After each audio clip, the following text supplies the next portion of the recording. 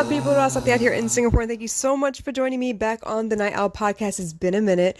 I am getting back into the groove of things. It's touch and go there every so often, but right now I'm amped up and I've got plenty to say. So I've been taking you back through to the beginning of my decision to actually go back and finish season 5 before I start season 6 and kind of catch you up on all the things that you've been missing because, yeah, I've been missing for a while, y'all. Did you notice? You noticed, right? Please tell me you noticed. Okay, anyway, so I'm going back to kind of recap everything bit by bit because even though I did not get on the mic and talk about it, I definitely did write things down, keep things in mind, save notes, watch a lot of TV, and kind of work through some of my problems that way as well. Because I mean, honestly, growing up by myself, trying to put things together for myself, I really had to learn how to draw conclusions for myself, find answers for myself, and usually that meant a lot of TV and watching how other people handle situations to see what was possibly the best way for me to try before I actually tried it. So, with that being said, coaching, not a fun business because it really depends on whether your clients are willing to do the work or not. And a lot of them,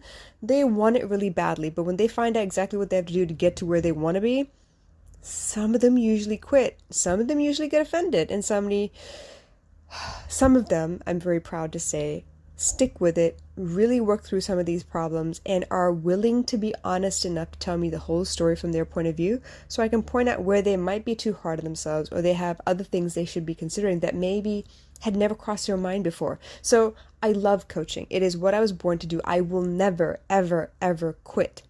But I will take a break and, try and sort my own stuff out in the meantime.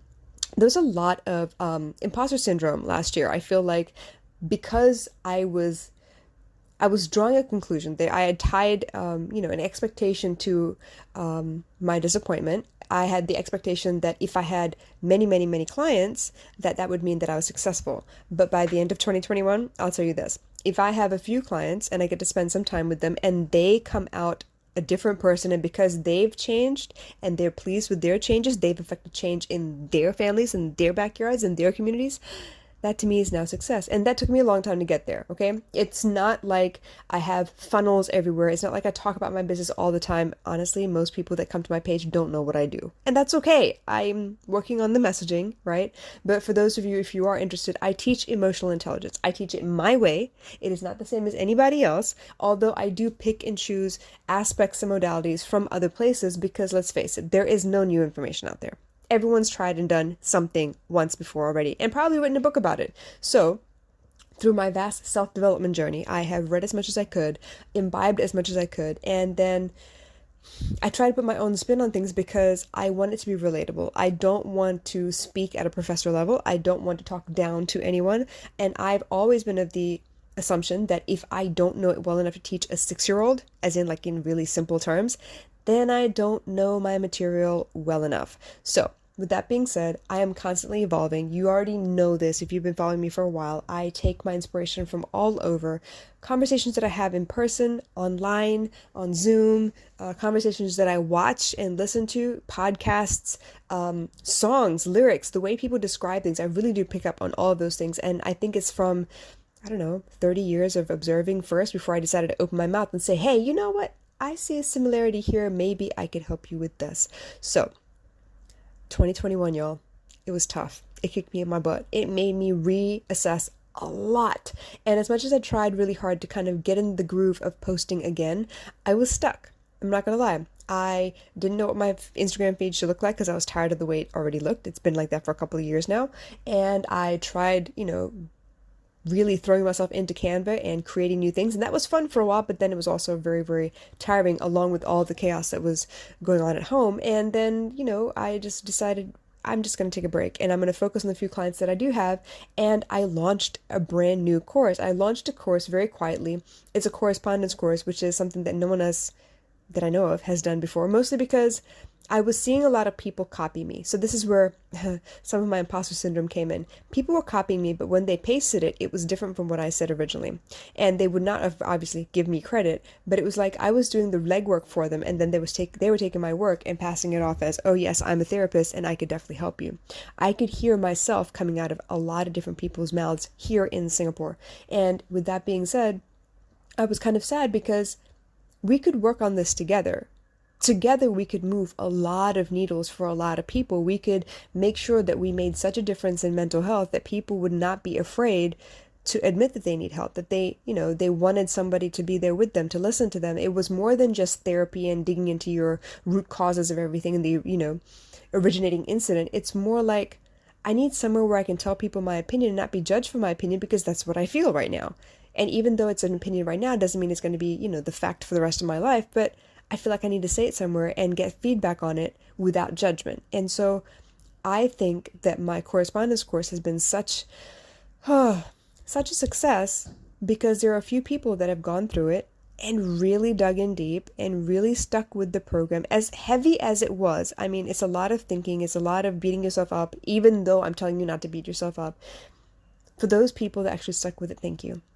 Because you proved to me that my theory, that this form of coursework could work, and you showed me that there are people out there willing to do the heavy lifting. They're willing to sit with their shadows and realize that, okay, I wasn't born with this idea. Somebody gave it to me and I kind of ran with it, and I was never told that I was allowed to question it and break it down into its, bare bones and rebuild from there if I felt like it didn't quite fit me. So thank you so much for all those people who stuck with me through 2021.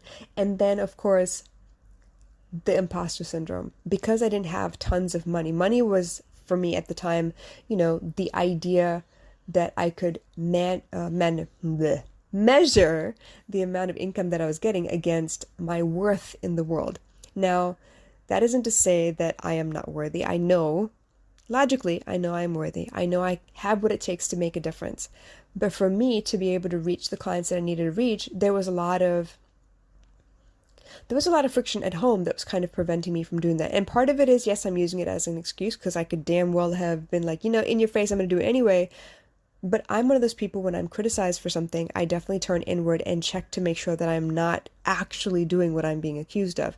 Looking back now, obviously it was being projected onto me because that was what this person was doing themselves, but they were accusing me of doing it. And so suddenly I was the bad guy in the story and not them. And it was a way of them, deflecting blame from themselves.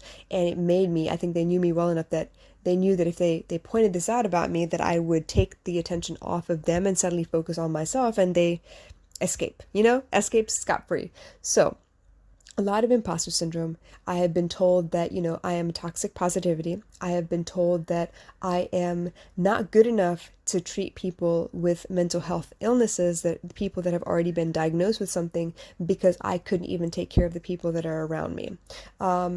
I have been dealing with people who have suffered from or are struggling with alcoholism for a long time in my life. And sometimes the people who are struggling are not ready to put down the bottle. They are not ready to put down the habits that make them feel comfortable in the meantime. And the reason they picked it up in the first place is because their life sucked so bad that they were being forced to look at themselves, and they did not want to look at themselves as the cause of any of their misery. They wanted it to be outside of themselves. And so they took that idea and kind of ran with it. And that's the reason they picked up the bottle in the first place, most times.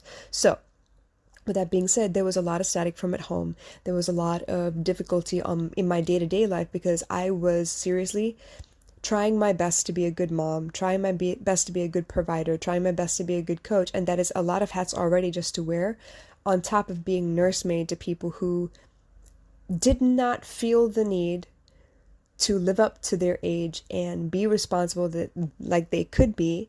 They were instead much happier making me responsible for their ailments. And when I could not take care of them efficiently, it suddenly became a deficit of mine.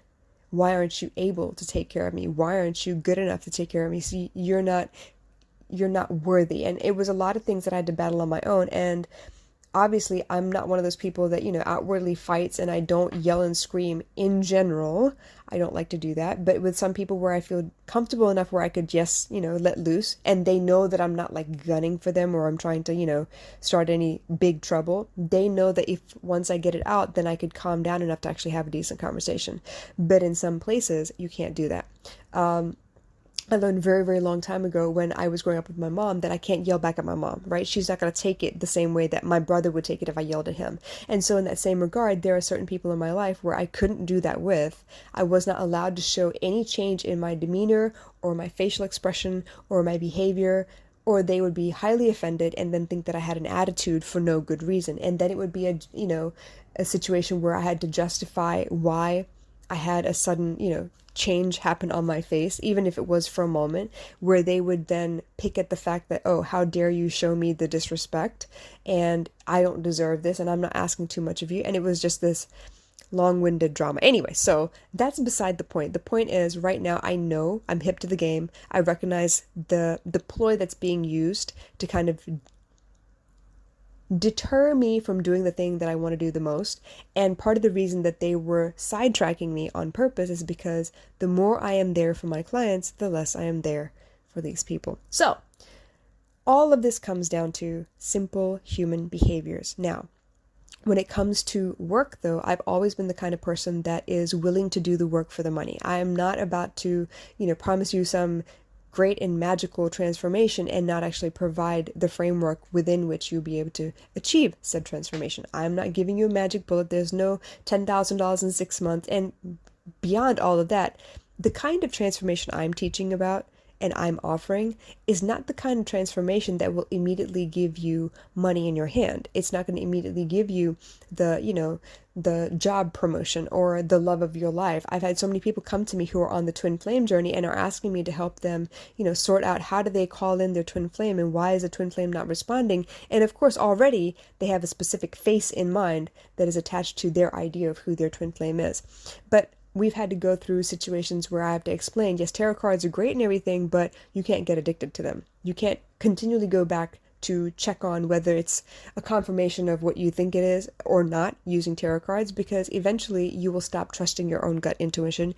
And it takes a lot of effort to stop yourself from continually checking to see if something is right or not. So a lot of different transformations there, but I'm telling you, I'm willing to work for the money. I'm happy to do all of the heavy lifting. I'm happy to do all of the research to make sure that you're in a place where you can actually really, put some effort in and get some real tangible results in your life. And for the most part, what does that look like? It looks like you've changed. You are no longer bothered by the people around you. And so you respond to them differently.